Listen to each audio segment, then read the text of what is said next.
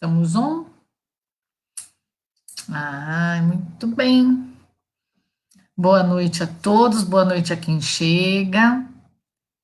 Mais um momento de estudo nosso. Se tiver alguém disposto, quiser mandar um oizinho para a gente saber se está tudo bem com áudio e vídeo, fiquem à vontade, tá bom? Enquanto isso, vamos esperar um minutinho antes da gente fazer a nossa prece de abertura. E daí, então, fazemos a nossa prece e damos continuidade hoje nos estudos da genealogia de Jesus, especificamente falando ali da família de Abraão, dando sequência aí no livro Gênesis do Velho Testamento. Bom, um minutinho e a gente já vai para a nossa prece de abertura.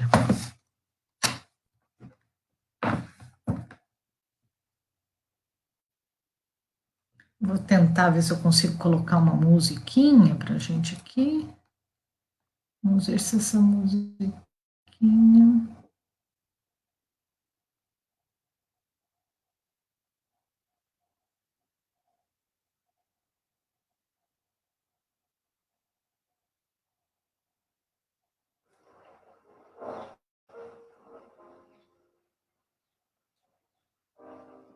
Boa noite, Fabiana. Bem-vinda, Ana Maria.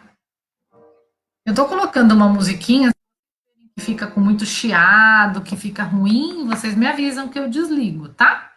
É uma musiquinha de fundo, tem aqui uns trovõezinhos, umas chuvinhas, né, para conectar a gente com a natureza. E é muito próximo aí de tudo que a gente vai tratar hoje, né?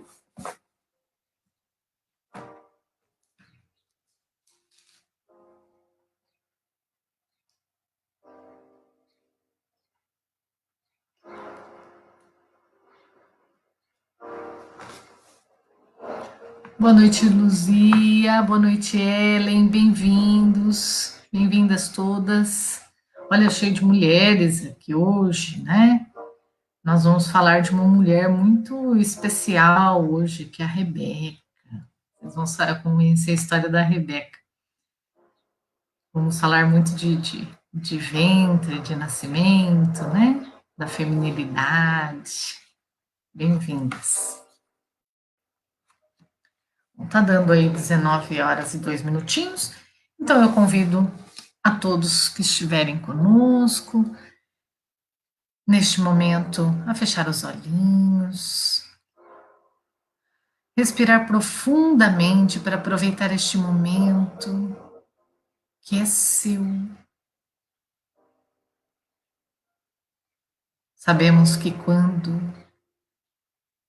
você planejou estar aqui na Terra, o medo, a insegurança podem ter tomado conta do seu coração. O medo de falir, de experimentar novamente provas nas quais você sucumbiu. Mas também temos a certeza que acalma os nossos corações, de que todos nós, de que cada um de nós, não veio a essa jornada terrena sozinho.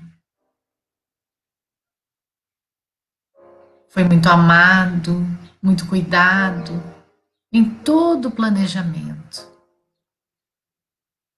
segurado nas mãos pelo seu mentor querido e trazido à vida física novamente com imenso carinho e zelo.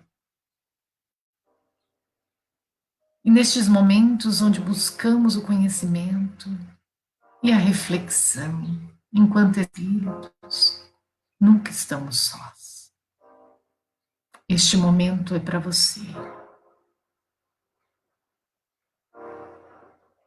E para estarmos em sintonia com esses mentores queridos, pedimos a Ti, querido Jesus, sustenta-nos os pensamentos e a palavra. Organiza, Senhor, nestas reflexões, tudo de mais puro e doce que já trazemos em nós.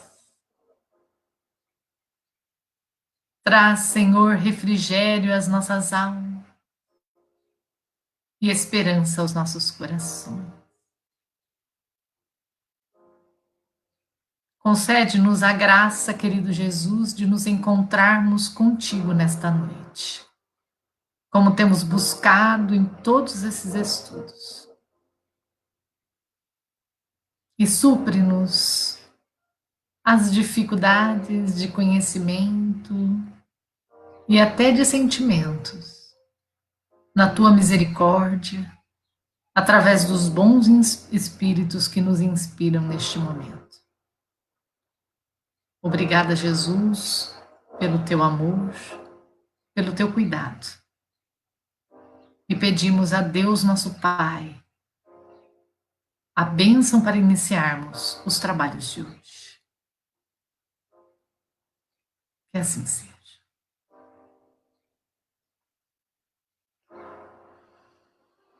Muito bom.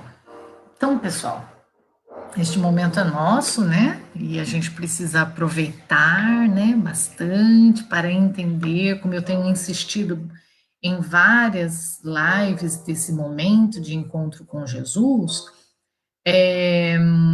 o Velho Testamento, ele é o pilar, né? Ele é a base, ele é a estrutura de todo o edifício que nos conduz a Deus. Então, nós precisamos ter estrutura sólida, né?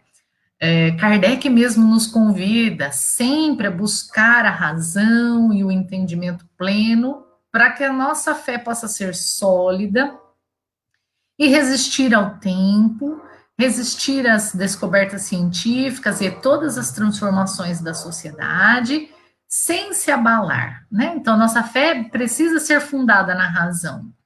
E a razão, um dos pilares que compõe a razão é exatamente a inteligência, é o conhecimento. Então, nós precisamos fundar o nosso entendimento em bases sólidas, né? Então, vamos ao nosso conhecimento. Dentro da doutrina espírita, nós não temos mergulhado tão profundamente ainda no Velho Testamento, né? Nós passamos por diversos momentos, né, gente? Por fases, né?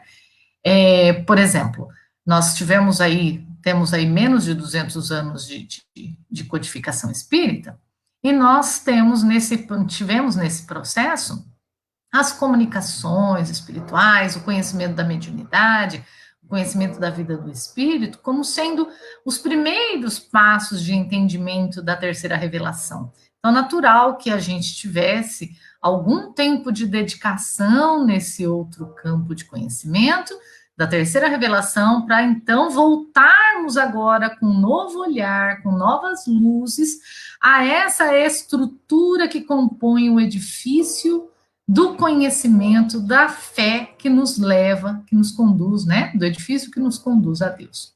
Então, pessoal, bem-vindos, boa noite. O José Rubens está falando lá de Caruaru. José Rubens, que alegria saber que tem irmãos nossos aí de longe. Aliás, né, bem-vindos todos. Hernani, bem-vindo também. Que terra linda, né, Caruaru? Bem-vindo, viu, José?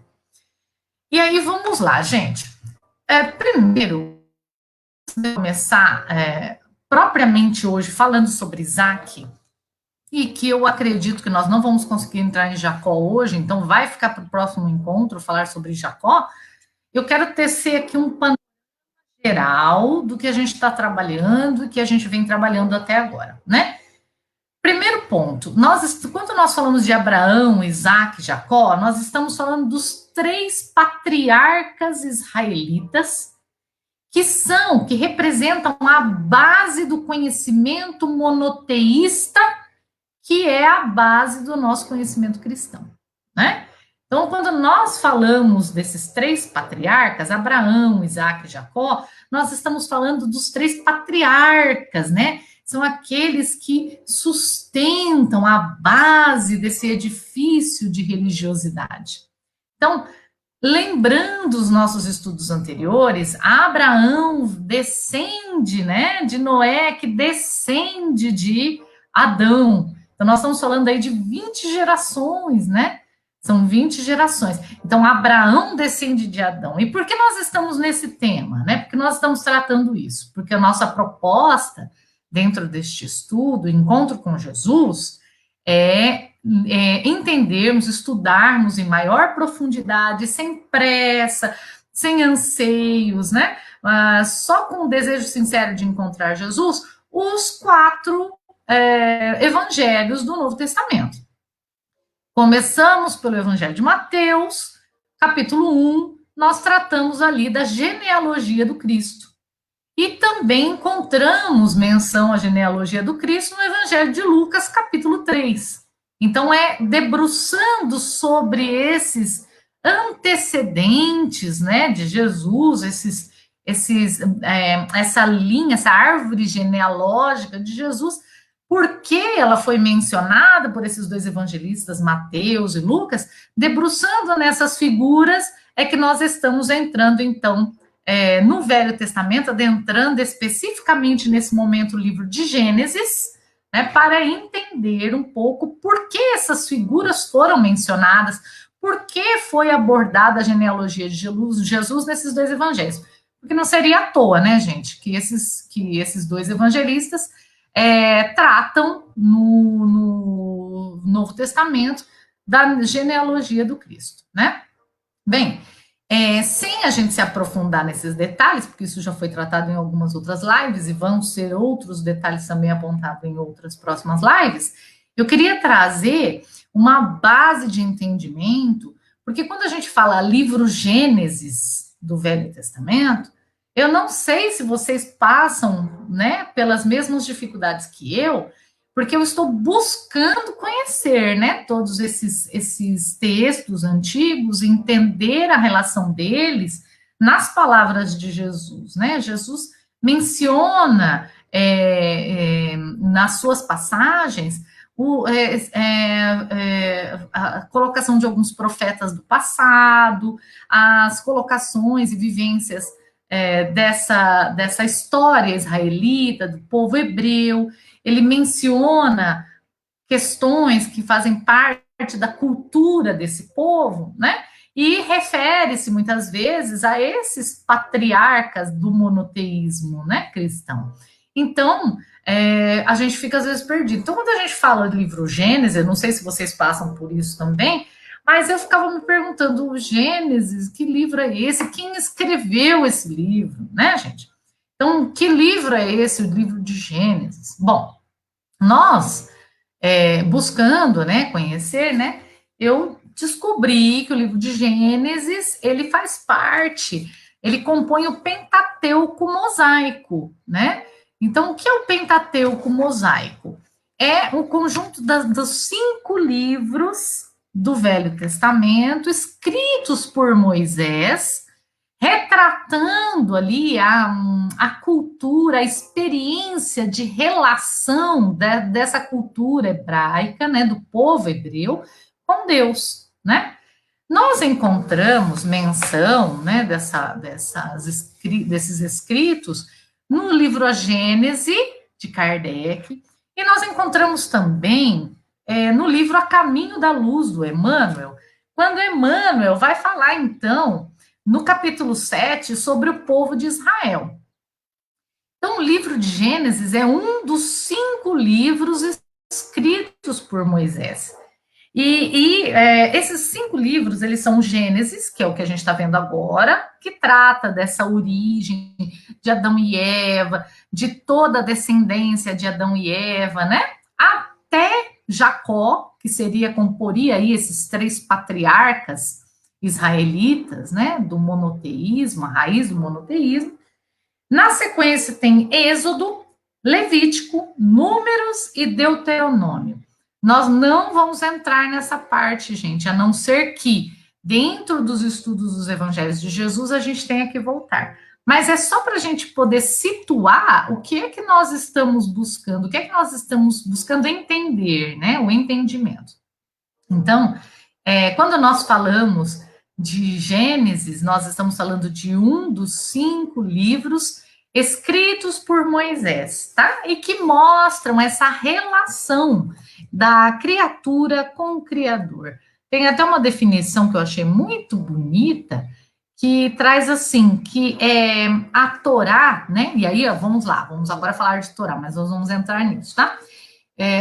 Na Torá, os 5 livros tratam acerca de Deus e da aliança. A gente viu isso no nosso último encontro, da aliança tecida entre Deus e Abraão, inclusive utilizando como símbolo dessa aliança entre Deus e Abraão e toda a sua posteridade, a circuncisão até o 8º dia da criança. Lembram? Nós tratamos isso no nosso último encontro. E então ele continua assim com essa definição de relação, né? Então, tratam de Deus, da aliança entre o homem e Deus, e as normas com relação a esse povo escolhido.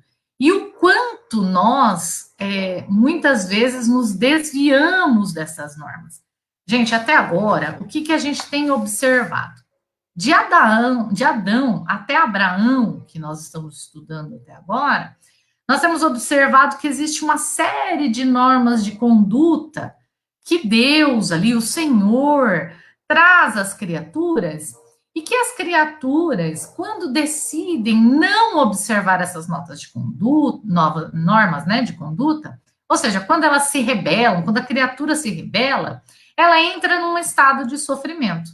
Ela rompe essa aliança com Deus, isso nós vimos lá em Adão, no momento em que Adão e Eva são expulsos ali do paraíso, expulsos do Éden, porque eles não conseguem seguir um comando simples, que seria não comer do fruto da árvore da vida, que estava bem no meio do jardim do Éden, né? Então nós tratamos disso. Abraão também, Abraão é convidado a deixar a sua terra natal, né?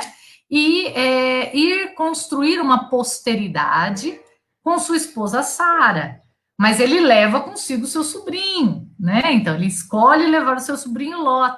E aí isso já é uma violação da norma, mas mesmo assim Abraão segue dando outros exemplos de fidelidade.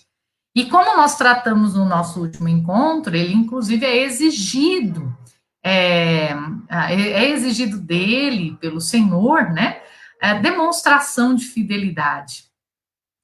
Também tratamos Noé nos nossos encontros anteriores, e que inclusive tratamos que Noé foi convidado a demonstrar uma obediência não só a um comando, mas a um comando que se alongou no tempo, porque foram mais de 150 dias sobre as águas dentro de uma arca, né? Então, ali o convite a entender que a obediência não se estabelece numa única conduta, né? Mas essa obediência a Deus, ela se estabelece ao longo de inúmeras condutas de observância dessa lei divina. Então, a gente tem observado ao longo desses estudos, né, exatamente essa relação que nós estamos trazendo, que essa Torá, esses 5 livros, mostram a relação da criatura com o Criador, a obediência ou a desobediência, né, a rebeldia, e as consequências dessa rebeldia, né? Voltando também nas nossas reflexões básicas, o que a gente precisa nunca perder de vista, né? Como diz o Haroldo Dutra Dias, né? Esses estudos, né?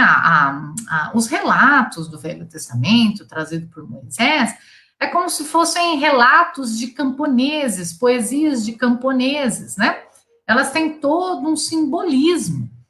Então, nós não podemos fazer uma interpretação unicamente cronológica ou unicamente histórica, porque nós incorreríamos em erro de entendimento, em erro de interpretação desses escritos, né? Não dá para a gente entender que Moisés, que Adão, né, retirou da sua costela, que Deus tirou, né, o Senhor tirou da costela de Adão a Eva.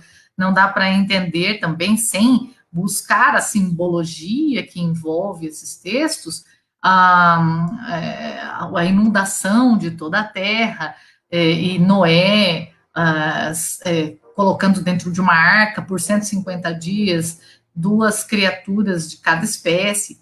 Não dá para entender também que Adão e Eva tenham sido únicos, né, seres e não uma raça adâmica, como Kardec bem esclarece no livro Gênese, a Gênese, né, do Pentateuco Espírita, porque não seria possível que o filho Caim tenha saído após matar Abel, ser expulso também por Deus, e encontrado uma esposa em outra civilização, em outro grupo. Como que ele achou essa outra esposa se só existia Adão, Eva, Caim e Abel, né? Então, assim, nós não podemos nos prender à literalidade das palavras, mas buscar o sentido, buscar o simbolismo, buscar toda a experiência hebraica, né, a experiência judaica de religiosidade. Então, esses livros, eles tratam desta relação da criatura com o Criador. Quando nós falamos de Torá, gente, que aí nós estávamos falando, que eu comentei agora há pouco, Torá é, num sentido amplo, a história como um todo, que abrange o Tanakh, que são os 5 primeiros livros da Bíblia, que são esses que eu falei para vocês, a Gênesis, Êxodo, Levítico, Números e Deuteronômio.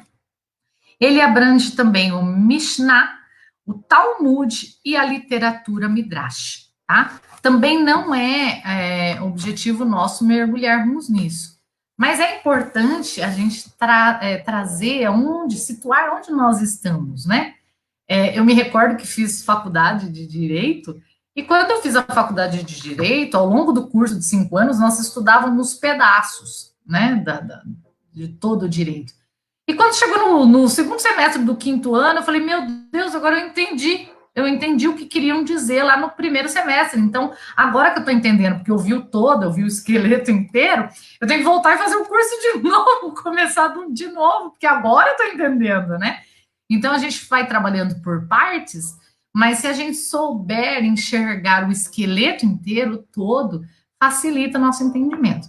Então, quando nós falamos de Torá, quando nós falamos de Abraão, Isaac e Jacó, nós estamos falando de toda uma estrutura, é como se fosse um relato, uma história da relação deste povo hebreu com o Deus, com o Senhor, né, de todas as coisas, a raiz, que representa a raiz do monoteísmo.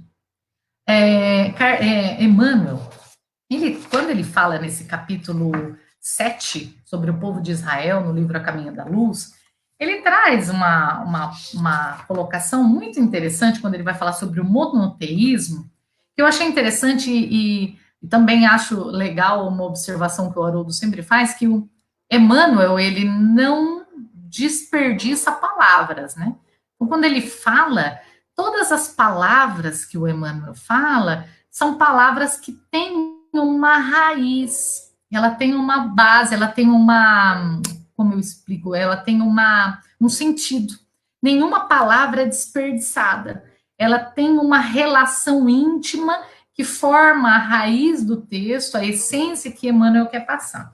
E quando ele vem falar aqui do monoteísmo, ele traz assim: enquanto a civilização egípcia e os iniciados hindus criavam o politeísmo para satisfazer os imperativos da época, contemporizando com a versatilidade das multidões, o povo de Israel acreditava somente na existência do Deus Todo-Poderoso, por amor do qual aprendia a sofrer todas as injúrias e a tolerar todos os martírios.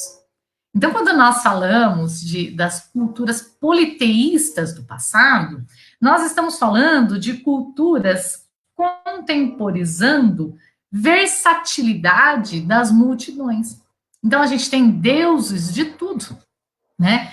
Com inúmeras personalidades, né? São deuses com raiva, com medo, com inveja, com ciúmes, com vaidade.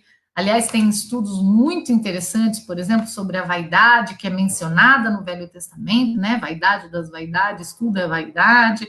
E o Karnal, por exemplo, o professor Leandro Carnal, né, que é um historiador, ele tem um vídeo, uma live que ele gravou, salvo me engano, para o Café Filosófico, né, em que ele fala sobre a vaidade e ele traz toda essa história mitológica desses deuses, né? Que eram tratados ali no povo antigo, no povo egípcio, e que no qual não se vinculavam os hebreus, né? Porque os hebreus acreditavam no Deus único e disseminaram a ideia do Deus único, que hoje nós, como cristãos, temos como base do nosso entendimento. Então, quando nós falamos de deuses, nós nos referimos a culturas não hebraicas, mas que existiam deuses de acordo com a versatilidade das multidões. Para todos os gostos, existia um deus ou uma deusa, né?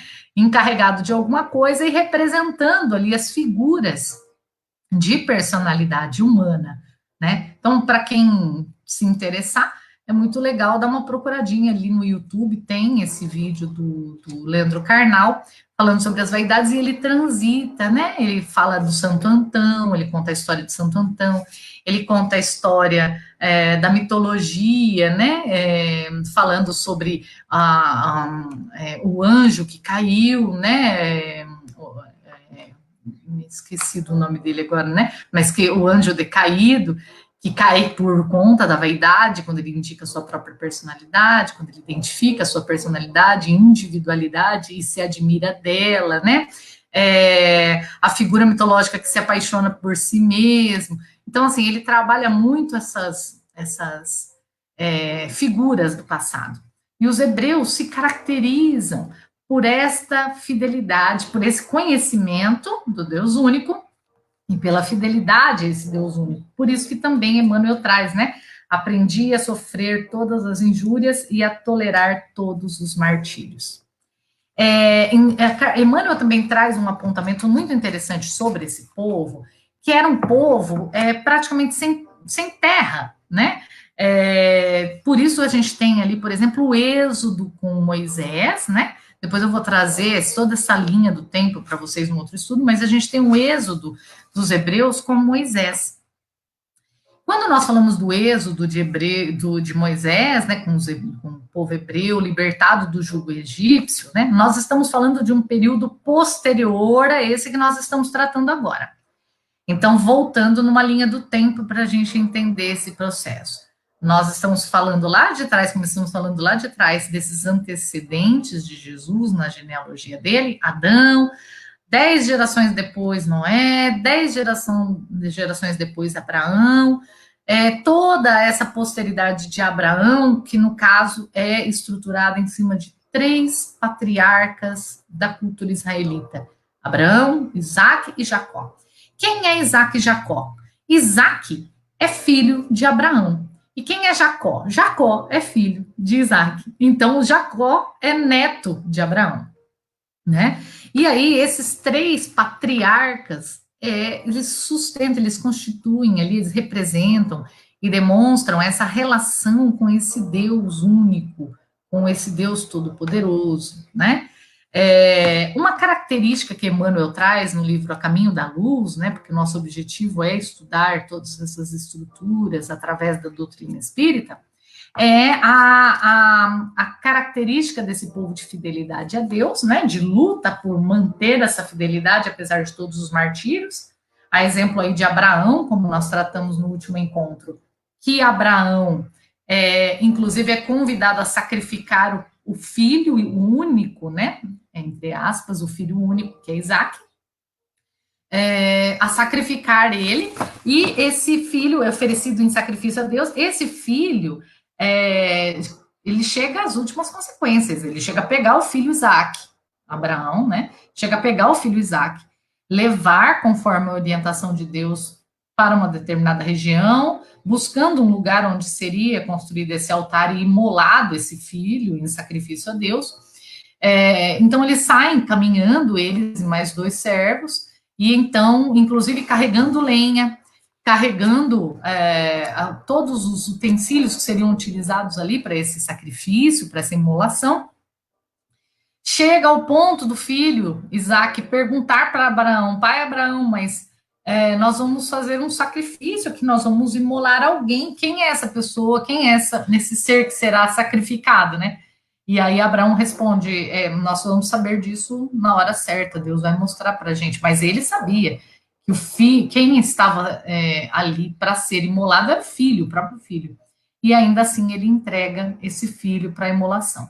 Isaac não é sacrificado por conta de que um anjo aparece a Abraão e diz que ele pode baixar o cutelo e não deveria sacrificar aquele filho, apesar dele já ter amarrado o filho, já ter disposto a lenha para matar esse filho depois, né? Sacrificar esse filho.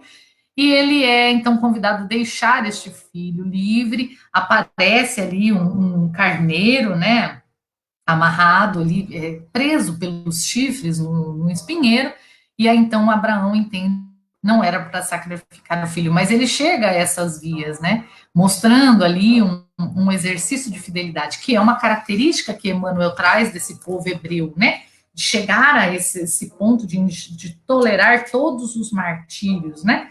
Mas Emmanuel também aponta a dificuldade do povo hebreu, né? Ele traz como sendo possuindo uma alma orgulhosa, né? Que dificilmente se relaciona com facilidade com outras culturas, com outras ideias, né? Mais à frente nós vamos estudar bastante também essa questão da relação desse povo hebreu com essas culturas politeístas, né? E aí vocês vão, inclusive, se surpreender. Eu me surpreendi com, por exemplo, a experiência de João Batista, quando ele né, chega ali a perder a cabeça, né? E em razão de resgates ali de existências anteriores, onde ele perseguia povos que tinham um entendimento politeísta, né, que cultivavam deuses, né?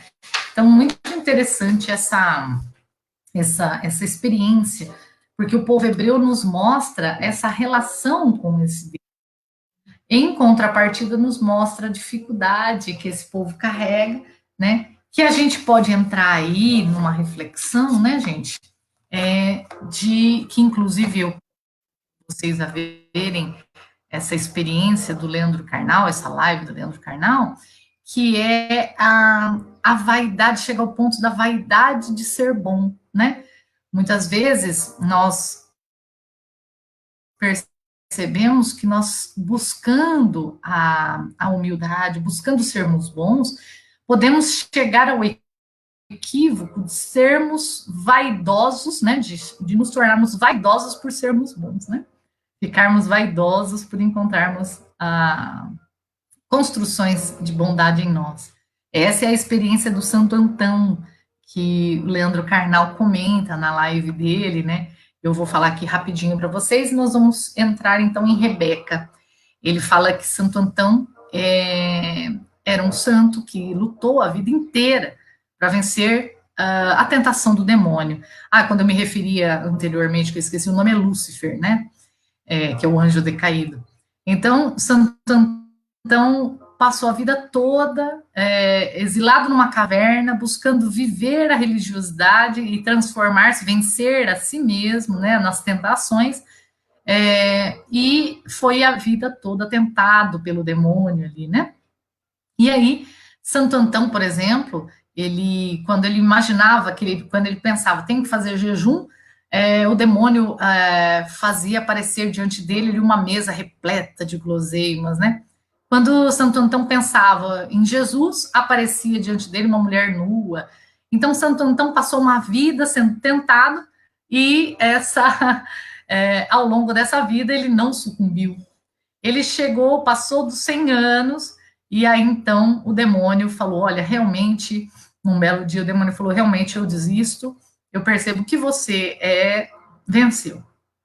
Realmente você venceu, foi o primeiro ser humano aí que conseguiu tanta proeza, né, não sucumbir a nenhuma tentação durante todo esse tempo, e eu estou me retirando, eu estou indo embora. E enquanto o demônio saía da caverna, Santo Antão então se ajoelhou e foi agradecer a Deus, né, por ter vencido, né, aquela tentação, porque finalmente ele havia se tornado um santo. E então o demônio deu meia volta e voltou satisfeito, porque ele tinha encontrado um ponto onde ele poderia tentar Santo Antão, que seria exatamente na vaidade, né? Então, o povo hebreu, ele tem essa característica de extrema fidelidade, mas beirando ali esse orgulho de ser bom, né? Esse orgulho da fidelidade. E excluindo muitas vezes o valor dos caracteres diferenciados. É lógico que a ideia é muito avançada, né, do povo hebreu, do Deus único, que é inclusive a base que nós vamos estruturar todo o nosso conhecimento cristão. Então, o povo hebreu, de fato, contribuiu em muito com a evolução do planeta, né, dos espíritos que habitam esse planeta, no sentido de construir essa identidade da criatura com Deus, né? E esse Velho Testamento, esses livros do Torá, que eu trouxe para vocês, o Pentateuco, escrito por Moisés, são os livros que mostram essa relação da criatura com o Criador e que mostram uma relação de uma criatura com o seu Senhor e não com vários deuses, como eram as culturas antigas. Então, eles inovam e, de fato, estruturam e prestam um grande serviço a toda a humanidade, mas pecam ainda, né, por essa característica de vaidade, né, de orgulho e de se distanciar. É o distanciamento, exatamente, que fez com que Isaac encontrasse Rebeca, que era sua prima, para ser sua esposa. Então vamos retomar, né, para a gente entender um pouquinho. Isaac é filho de Abraão. Nós tratamos nos nossos últimos encontros que Abraão, ele era casado com a esposa Sara. Eles queriam ter filhos, mas Sara não conseguia. Sara era estéril. Eles receberam ali uma profecia, né? Uma profecia não, foi um comunicado direto do Senhor para Abraão de que ele teria filhos e seus descendentes cobririam toda a humanidade, a sua posteridade seria imensa como as estrelas do céu, né? Mas Sara era estéril. Então, o casal passa toda uma vida sem ter filhos. Sara chega ao ponto de oferecer a escrava dela, Agar, a Abraão, para que eles pudessem ter um filho através dessa escrava. E, de fato, assim sucede. Então, por isso que eu disse antes que Isaac era, em tese, o único filho de Abraão, mas, na verdade, é o único filho de Abraão com Sara, né? Abraão teve com a escrava Agar, antes de Isaac, o filho Ismael. Algumas traduções entendem que o filho a que se referia essa imolação não era Isaac, mas Ismael, mas a grande maioria das traduções trata de colocar Isaac, que seria o filho predileto, que é o filho que Abraão teve com sua esposa Sara, aos 100 anos, como sendo filho objeto dessa imolação, né? Bem, então Abraão tem esse filho Isaac com a esposa Sara após 100 anos, inclusive após desdenhar, né? Rir, né? Rir, ele não fala desdenhar, ele fala rir. No livro Gênesis a gente vê que Sara e Abraão riem da colocação de Deus de que eles teriam um filho, porque a Sara já era idosa. E eles não haviam tido filhos até então, Ismael já até era nascido e eles não tinham filhos. Então, eles riem e depois nasce, então, Isaac, cumprindo ali a promessa do Senhor a Abraão. E Isaac se casa depois e tem 12 filhos, né? Alguns deles, ele se casa com a prima Rebeca, alguns desses filhos com essa prima Rebeca. Buscando voltando nessa reflexão, né, de que existe esse orgulho também do povo hebreu, né, Abraão chama, quando ele já está ficando idoso não, porque ele já tem um filho, Isaac, com mais de 100 anos, né, então ele chama um servo, né, quando esse filho já estava grande, um servo de confiança que cuidava de todos os bens dele, né?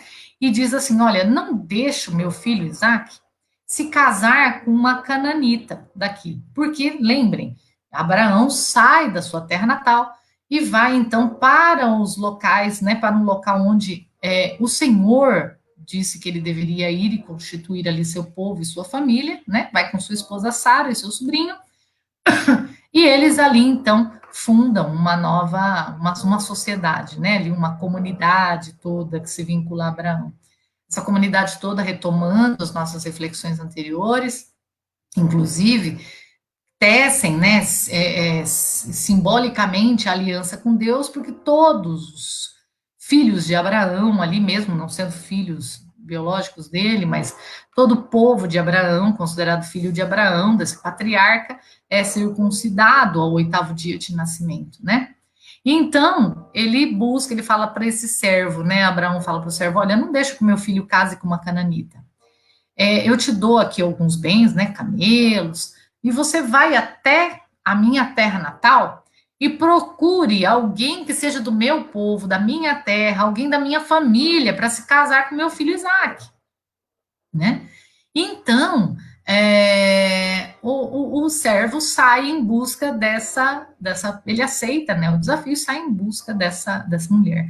Até ele pergunta para Abraão assim: mas Abraão, pode ser que eu vá até lá, né? E seus parentes ficaram lá, e pode ser que essa mulher não queira vir comigo. E aí, como é que vamos fazer, né? Se essa esposa não quiser vir para cá, o seu filho pode ir para lá?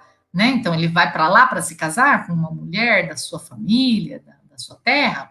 E aí Abraão diz que não, né? Isso tudo a gente encontra ali no capítulo 24 do livro Gênesis, e ele diz assim: o Senhor, Deus do céu, me tomou da casa de meu pai e da terra da minha família, e ele me falou e me fez este juramento: eu darei esta terra à tua descendência, e é ele que enviará o seu anjo diante de ti. Lá arranjarás uma mulher para meu filho. Se a mulher não consentir em seguir-te, estarás livre do juramento que me fizeste, mas não reconduzas meu filho para lá. E aí então esse servo se pôs a tentar trazer esta mulher para casar-se com o filho de Abraão, com Jacó, né? Ele foi até lá, então, né? E após uma jornada extenuante, né, gente? Porque hoje a gente viaja de carro, naquela época não tinha carro, não tinha ar-condicionado, as pessoas viajavam a pé no deserto, ou de cavalo, camelo no deserto. Então era uma viagem muito cansativa. Por isso, uma das características daquela cultura é exatamente o acolhimento do viajante, né? Dando para ele ali guarida, né? Amparo, né? E aí, então, esse servo, ele falou: olha, eu vou acreditar, né, que eu estou sendo conduzido ali pelo Deus do Abraão, do pai Abraão. Se eu chegar nesse lugar, né, eu vou lá para o poço, que era um lugar onde se encontravam mulheres ao fim do dia, que, né, em alguns horários pré-determinados, para buscar água, né, gente? Então, aí nós estamos falando de uma cultura que, naquela época, a água, que era fonte de vida, de cultivo de terra, de banho, de higiene, de saciar a sede, ela não era tão comum, eles tinham que cavar poços, e nesses poços, inclusive, esses poços tinham cuidadores, tinha a hora do dia para retirar a água desses poços, né? Tem um estudo muito interessante sobre isso no History, falando sobre os poços, né, na época de Jesus, tanto que Jesus se reporta a mulher no poço também, né? Então, eles tinham por possibilidade de se reportar a uma mulher estranha, sem falar com a sua família, o encontro nesses poços, né, nos horários determinados. Então, quando esse servo ele foi sair para buscar essa mulher, ele falou: olha, eu vou chegar num poço e vou esperar, né, vou procurar alguma mulher e esperar que ela me ofereça água para beber, que ela me dê água para beber, que ela aceite me dar água, e também ofereça água aos meus camelos. Se ela assim proceder, eu vou entender que é ela que estava marcada, né, para ser esposa aí de Isaac. Eu vou entender que o Deus de Abraão está de fato cuidando dele e de toda a sua posteridade, né? E aí, então, esse servo sai e vai até a terra natal de Abraão. E lá ele encontra Rebeca. Ele encontra a Rebeca, que está retirando a água do poço, né? E aí ele se dirige a Rebeca e fala assim: é, eu tenho sede, né? Me dê de beber, né? Ele não teria nem terminado de falar e ela então lhe oferece um cântaro, né? Com água para ele beber, né? E na sequência ela oferece também água aos camelos desse viajor, né, que vai ali em nome de Abraão.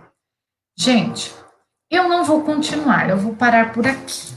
Não vou entrar no resto dessa história. Quem quiser ver o resto dessa história, vocês podem ir antecipando os estudos no capítulo 24 do livro Gênesis, né? É muito bonita essa história, cheia de simbologia. Rebeca, inclusive, recebe presentes ali, né? E ela aceita se casar com Jacó, né? Mas isso vai ficar para o nosso próximo encontro. Quem quiser ir se antecipando, vai lendo, vai dando uma olhadinha, né? Lembrando que essas características, né? A água, a mulher que recebe, que aceita falar, né? E a forma como Rebeca aceita, né? Vocês vão ver no nosso próximo encontro, a forma como ela aceita encontrar-se com esse prometido, né? Tem toda uma simbologia de preparo da espiritualidade, de preparo de Deus para as criaturas, de cuidado do Senhor para com as criaturas, do Deus de Abraão ser o Deus da verdade, né? Aquele Deus verdadeiro que não o desampara, que cumpre as suas promessas e espera que os filhos também cumpram, né, com os seus mandamentos, de forma a encontrarem a felicidade e a paz, né? Mas fica aí esse momento de encontro de Rebeca com o seu futuro esposo, Isaac, né? Mais para frente, né? Para o nosso próximo encontro. E de quem descende também Jacó, onde nós vamos tratar no próximo encontro, então, dessa relação de Rebeca com o seu esposo, e depois da relação de Jacó, que é filho de Rebeca com Isaac, e seu irmão Esaú, constituindo aí essa tríade, né? Esses três patriarcas israelitas que formam a base do monoteísmo. Hoje foi importante a gente traçar essas estruturas, essa base, né? Esse entendimento básico sobre onde nós estamos e de personagem nós estamos falando, e nós vamos então terminar de falar sobre o segundo patriarca israelita, que é o patriarca do nosso monoteísmo, no nosso próximo encontro.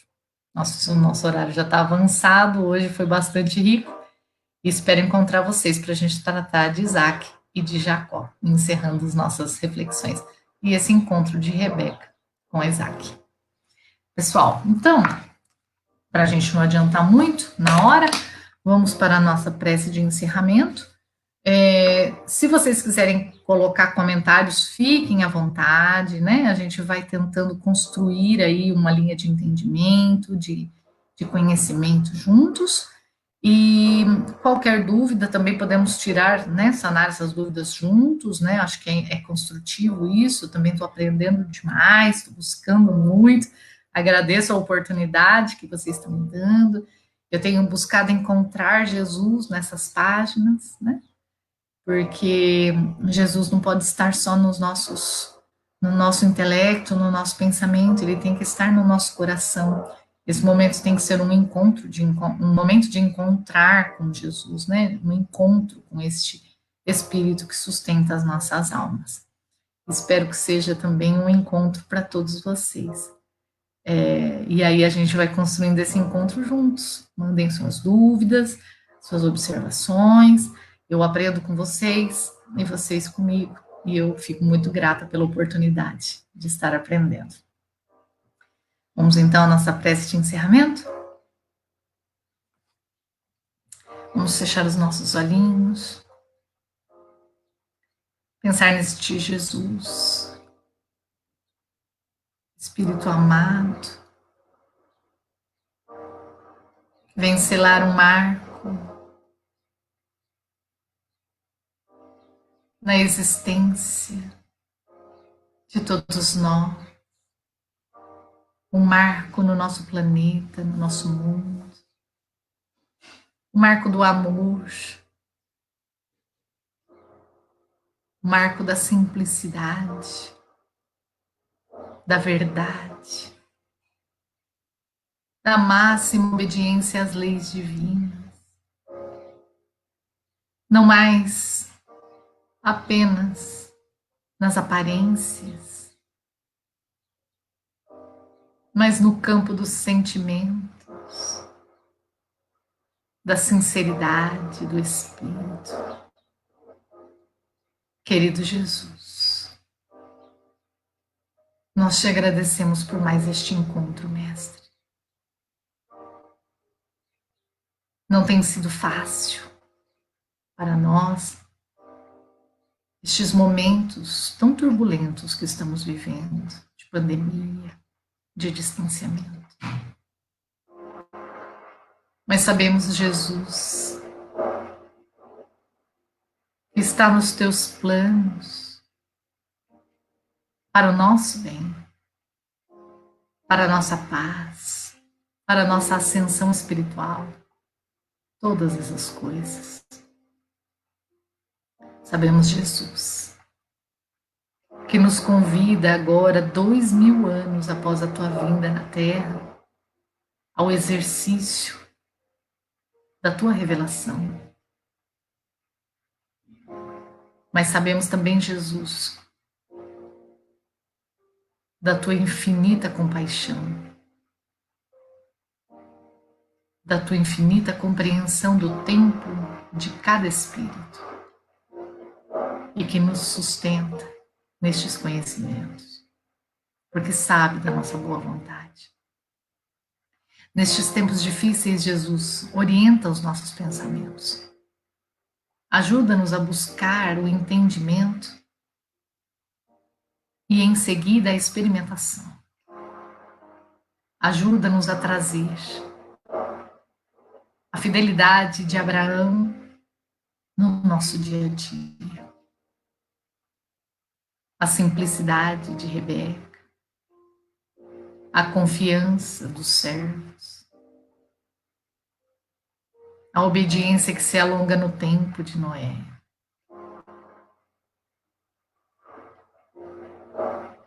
A busca pela transformação de Caim e a sensação, o sentimento de pertencimento e de esperança nas tuas palavras. Obrigada, Jesus, nosso eterno sentimento de gratidão. E também gratidão aos bons espíritos que têm conduzido este estudo, orientado as nossas ideias, conduzido as nossas reflexões. Que Deus os ampare e abençoe a todos. E Pai amado, Criador de todas as coisas, a Ti louvamos e agradecemos. E em especial, querido Pai, pedimos a Tua bênção para encerrar estes estudos de hoje e permanecermos contigo em nossos corações. Que assim seja.